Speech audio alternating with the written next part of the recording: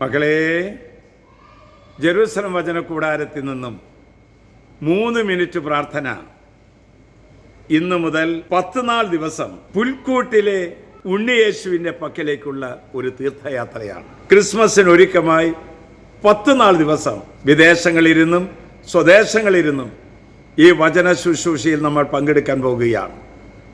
ഒരു മാലയിൽ കോർത്ത പുഷ്പങ്ങളെ പോലെ ഒരേ ലക്ഷ്യത്തോടെ, ഒരേ ആഗ്രഹത്തോടെ നമുക്കിതിലേക്ക് പങ്കുചേരാം. നമ്മൾ വചനത്തിൻ്റെ കൂടെ ചെന്നാൽ യേശുവിൻ്റെ അടുത്തേക്ക് എത്താം. വചനമാകുന്ന യേശു പുൽക്കൂട്ടിൽ പിറന്നു കിടക്കുന്ന ഉണ്ണിയേശുവിൻ്റെ പക്കലേക്ക് ഒരു തീർത്ഥയാത്ര. വചനം തരികയാണ് യോഹന്നാന്റെ സുവിശേഷം 3-ാം അധ്യായം 16-ാം വാക്യം. തൻ്റെ ഏകജാതനെ നൽകുവാൻ തക്കവണ്ണം ദൈവം ലോകത്തെ അത്രമാത്രം സ്നേഹിച്ചു. ദൈവം മനുഷ്യനെ സ്നേഹിച്ചതിൻ്റെ ഏറ്റവും വലിയ അടയാളമാണ് മനുഷ്യ അവതാരം. എൻ്റെ മനസ്സിലെ ഇരുളടഞ്ഞ ഉള്ളറകളിലേക്ക് ഈശോ വെളിച്ചമായിട്ട് കടന്നു വരികയാണ്. പ്രാർത്ഥനാപൂർവം ഈ 10 നാൾ ഇത് സംബന്ധിക്കുമെങ്കിൽ നമ്മുടെ ജീവിതത്തിലും നമ്മുടെ കുടുംബത്തിലും ഒരു വലിയ പുൽക്കൂട് അനുഭവം നമുക്കുണ്ടാകും. നമുക്കൊരു സുഹൃദയവം ഏറ്റുചൊല്ലണ്ടേ?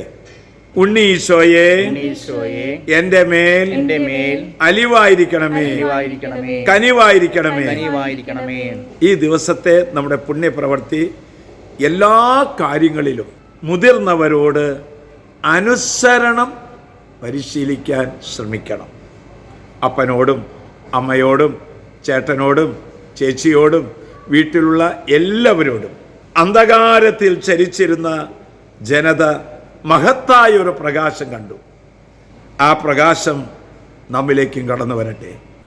മരിയാസുതനായി മണ്ണിൽ പിറന്നൊരു നിത്യമാം സ്നേഹത്തിൻ അവതാരമേ, മരിയാസുതനായി മണ്ണിൽ പിറന്നൊരു നിത്യമാം സ്നേഹത്തിൻ അവതാരമേ, തെളിയൂ നീ നിറയൂ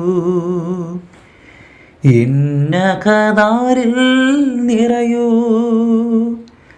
നിത്യമാം സ്നേഹത്തിൻ അവതാരമേ, നിത്യമാം സ്നേഹത്തിൻ പ്രകാശമേ. ആശ്വാസപ്രദമായ രാത്രി, പ്രതീക്ഷാനിർഭരമായ പ്രഭാതം, സൽപ്രവർത്തികൾ നിറഞ്ഞ ദിവസം നൽകി നാം എല്ലാവരെയും അനുഗ്രഹിക്കട്ടെ. നമ്മുടെ കർത്താവ് ഈശോ മിശിഹായുടെ കൃപയും പിതാവായ ദൈവത്തിൻ്റെ സ്നേഹവും പരിശുദ്ധാത്മാവിന്റെ സഹവാസവും പരിമളവും നാം എല്ലാവരോടും ഇന്നത്തെ ശുശ്രൂഷയിൽ പങ്കെടുത്ത എല്ലാ മക്കളോടും കൂടി ഉണ്ടായിരിക്കട്ടെ, ഇപ്പോഴും എപ്പോഴും എന്നേക്കും. ആമേൻ.